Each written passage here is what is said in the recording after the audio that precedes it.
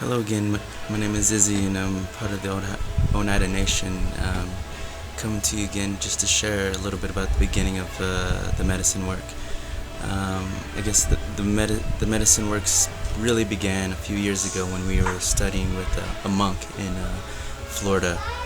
We had come across his work synchronistically about a dojo, and we wanted to go do some meditation work with him and some slow martial arts called Sung Sao, or what people call as Tai Chi as well. So we ended up studying with a monk for a few months, and this monk taught us a lot about universal concepts and life principles and how to apply them. A lot about meditation work and how to slow the thought processes and to really harness emotion. This man is really inspiration as far as the work that needs to be done and how to apply these concepts to the natural world. After studying with him for so long, he had ordained my brother and I monks after we were just leaving back home.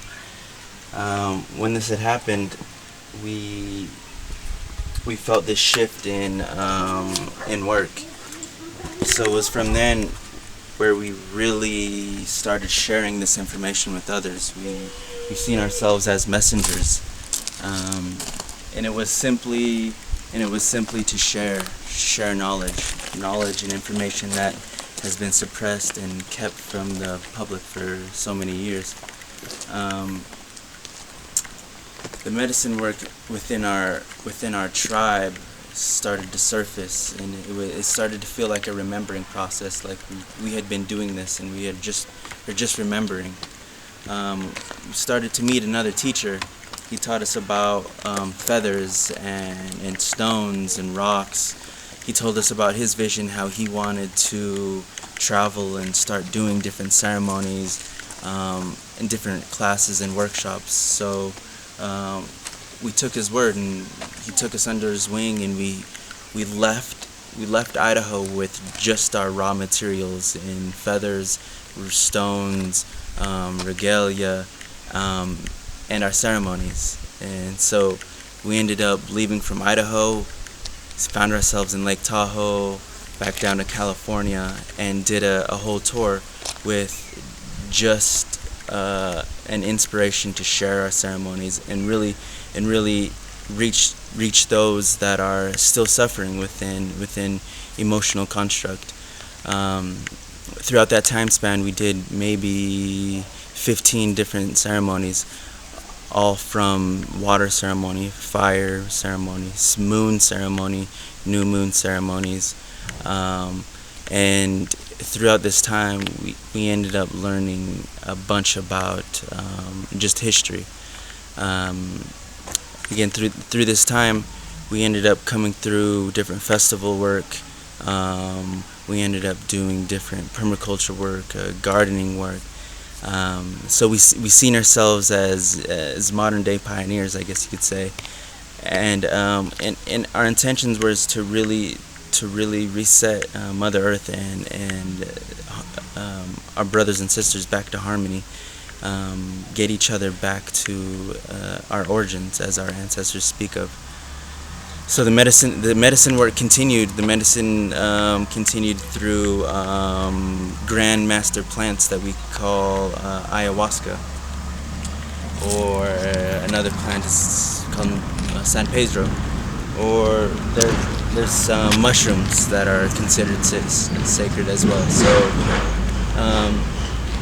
for me, the medicine started growing into these not only fire and dance and elemental ceremonies. It ended up transpiring into journeying with plant medicines and understanding who they are as with their essence, what they teach you, what they can offer you, and really what their work here as grandmaster beings on this dimension, on this plane. So this ceremony work started a few years ago with this elder. After this elder, me and my brother took this knowledge and started to apply it with what we were learning, along with what we were preaching, sort of say. We ended up combining sound and the elementals and the medicine wheel, and really starting to do the work for ourselves and in a community around us in Idaho, because we had felt a little bit of outcast where we had grew up, and through this time we just applied many of our traditions and our information. So traveling with the plant spirits, I found my act for the flute, and I found a hung drum, and I found a little bit of it in my voice, and I really found the instrument and tool within my voice in medicine songs. So we applied all of these and created a sound ceremony where we lay people down and have them follow a breath pattern. And this breath pattern is a generator, it's a life force generator, and it's an experience. And through sound, we were learning that all things in the natural world are moving, so therefore they have a frequency, therefore they have a sound. So we can use sound as a technology and journey with sound. So we were giving people these experiences where they could take something from this experience, something emotional, something that they had felt, a spark of interest within their heart, and really allow people to move from the left brain to the right brain. And once we do this, we can start to think and act and perceive all through our heart. And then with more ceremony work, we ended up attracting more responsibility through ceremony, which is more different variations of ceremony. So now we do something called a fire ceremony, where we allow people to take all of their issues and their challenges to the fire and use the fire as a counselor and a tool where we can talk to and allow all of our problems to dissipate through the fire. So the ceremony work started and is still transpiring to today. Wherever we feel guided, we go to. Right now we're in the great land, motherland of South Africa, and couldn't be more happy to be sharing our ceremony work that will continue to thrive and continue to inspire others, and really help people on an emotional level, a spiritual level.